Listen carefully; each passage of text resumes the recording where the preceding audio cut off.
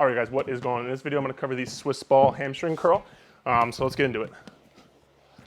Oh, man, getting old. All right, so first things first, put your Achilles, put your ankle on the ball, okay? Because if you're too far out here, you're not going to be able to get it. But if you're too up here, you're not going to be able to get it either.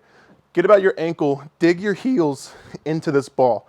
From there, so your core is braced, so if I'm going to punch you, push your elbows and your shoulders into the ground automatically, okay? So before you even go up with your hips, push your elbows into the ground and then lift your hips up and squeeze your butt, okay? So elbows push into the ground, shoulders push into the ground, core is braced, butt squeezed. From there, just think about bringing your knees to your chest and then back down. Knees to your chest, back down, okay? Some things to think about. Do not sag your back, okay? So don't sag your back down here every single time. Try to keep those hips locked out every single time, okay? One other thing is don't overextend your back, right?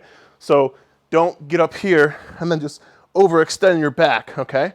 Try to keep this core nice and tight. You're still working your core when you do this movement. You are working the back of your legs, your hamstrings, but you're working your core as well. Make sure your core is working the whole time. Lock your hips out by squeezing your butt, okay? Core is working, and then from there, you're going in and out. If you want to go one leg, you can go one leg as well. This is definitely hard. But guys, that's the Swissball hamstring curl. Major things are keep those hips locked out. Make sure you're getting a full extension when you go down with your legs and you straighten your legs out. Get a full extension to allow your hamstrings to stretch. And then pull, think about pulling your ankle to your chest, right? So pull your ankle to your chest, squeeze that hamstring in, okay? Your hamstring should be burning up, and these should not be easy, all right? So guys, that was the Swissball hamstring curl. Thanks.